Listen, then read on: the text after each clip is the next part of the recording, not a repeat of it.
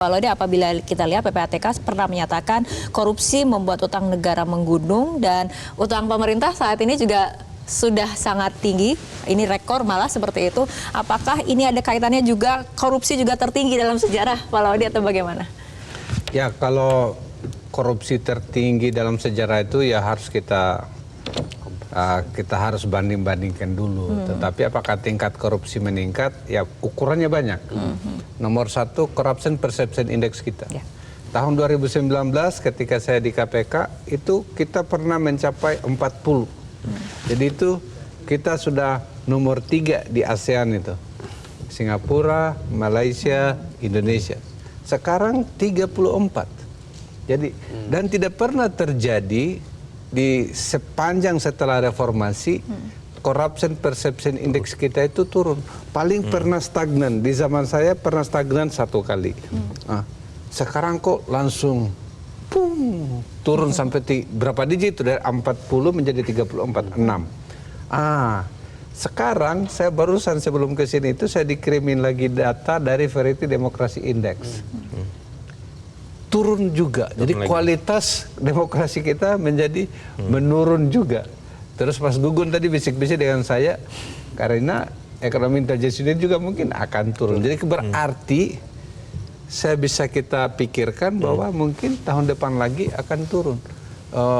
Jadi kalau misalnya Corruption Perception Index-nya kita itu turun, berarti memang tingkat korupsinya meningkat seperti itu. Wah, terus kan banyak pemerintah, wah itu kan persepsi. Ya persepsi itu dibangun dari kenyataan. Kenapa orang seperti itu? Dan kalau kita lihat saja jor-joran bagi-bagi bantuan seperti itu tanpa akuntabilitas yang jelas, ya itu kan sebenarnya korupsi terjadi di depan mata. Dan akhirnya kalau itu membebani negara dan menjadi utang, ya kita berdosa tuh kalau membiarkan saja hal seperti itu dilakukan oleh pemerintah menurut saya. Mas Gun ada tanggapannya?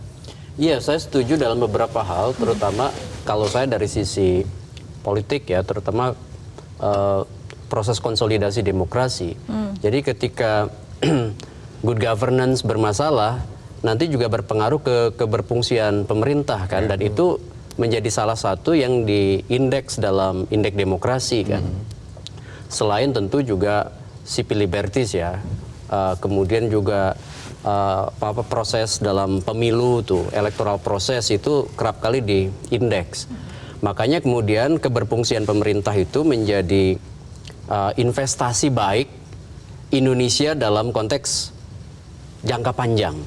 Termasuk menurut saya dalam konteks ini adalah menguatkan demokrasi. Jadi kalau kemudian pemerintah dalam misalnya tata kelolanya berpikir selalu jangka pendek, sebut aja misalnya per pemilu gitu, maka kita tidak akan pernah bisa kemudian menguatkan demokrasi kita, karena akan selalu terjebak pada Mobius strip ya, pita Mobius. Jadi non-orientable object, kita kemudian berputar-putar di situ tanpa kemudian solusi jangka panjang. Jelajahi cara baru mendapatkan informasi. Download Metro TV Extend sekarang.